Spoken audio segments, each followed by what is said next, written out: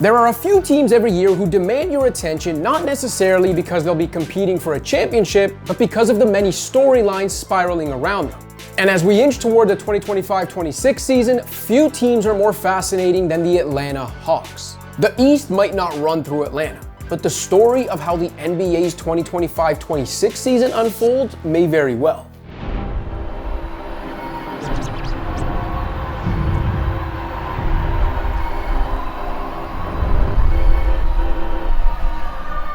First and foremost, Atlanta figures to be one of the league's most improved teams. The Hawks have quietly been building a better defensive infrastructure around Trey Young for the last year or so, and they continued working with that strategy in mind this summer.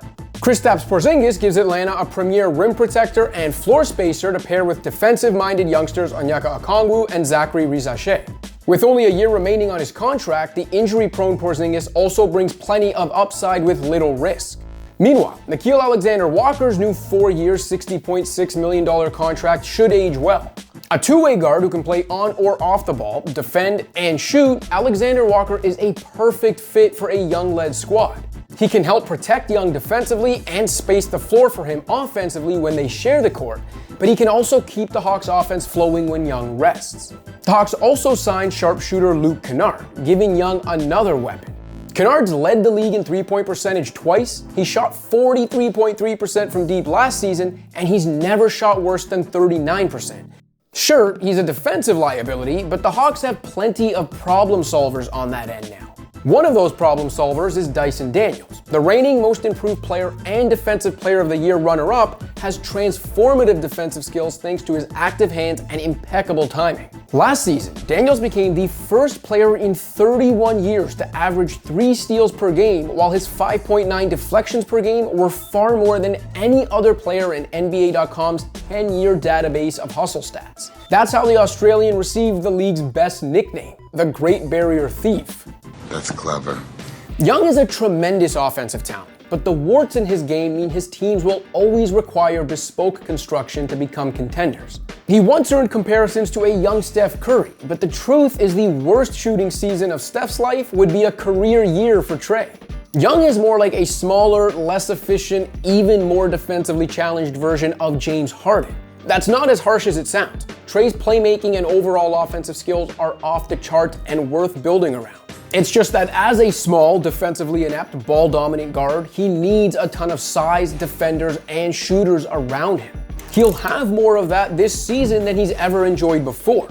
And in a wide-open, injury-depleted Eastern Conference, the Hawks should threaten for a top 3 or 4 seed. A finals berth, while surprising, wouldn't be outrageous. Another reason to watch the Hawks is Jaylen Johnson, if he can stay healthy. The 23-year-old has the makings of a do-it-all forward. He's got great size, he's a monster on the glass, he can put the ball on the floor and push the pace off defensive rebounds, he can defend, and his playmaking is greatly improved.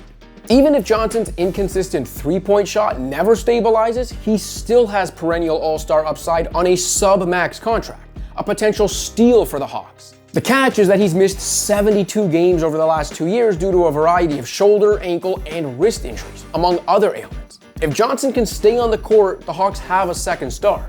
While we keep tabs on the Hawks, Atlanta is sure to have one eye on New Orleans this season, where the Pelicans have placed a massive bet on a bad team in an unforgiving conference. A year after the Pels took DeJounte Murray's contract off the Hawks' hands and sent Daniels plus 2 first-round draft picks to Atlanta in the process, New Orleans was at it again this summer.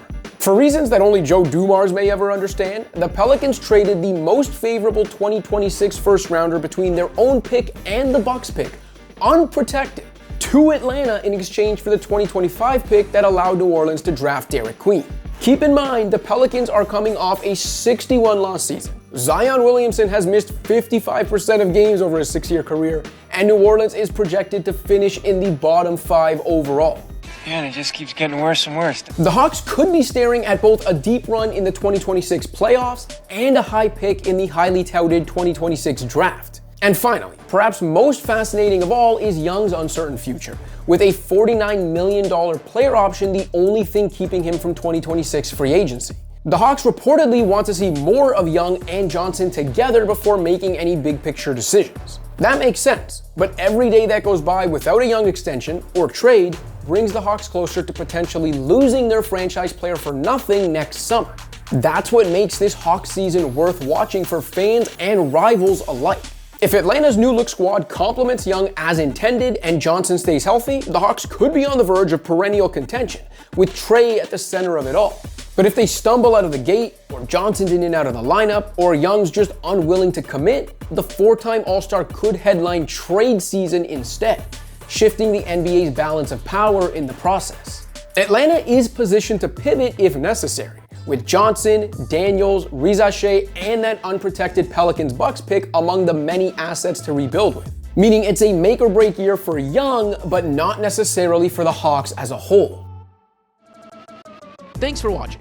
If you liked this video and want to see more content like this, be sure to hit that subscribe button.